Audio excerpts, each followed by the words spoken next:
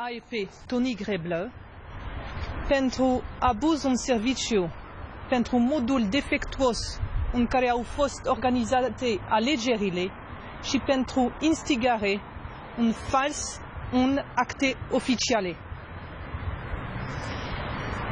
Tony Greblă a patronat un adevărat haos electoral. Pe fondul oboselii, membrii comisiilor din secțiile de votare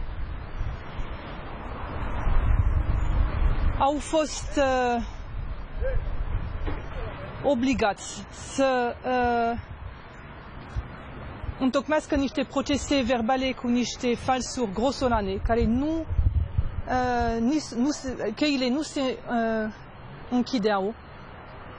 Sunt nenumerate nereguli, nenumerate probleme, totul pe fondul oboselii.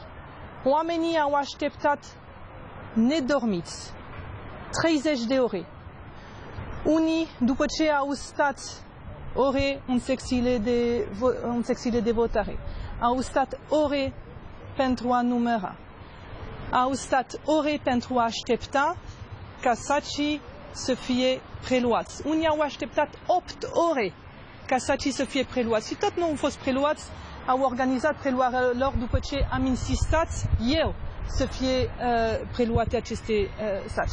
Sistemul informatic nu funcționa bine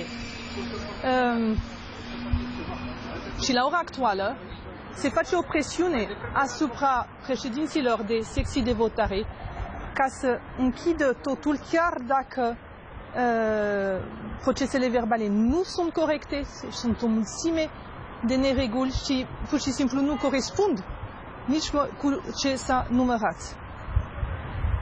Ce se întâmplă este o pată neagră asupra democrației din România. Trebuie, în mod categoric,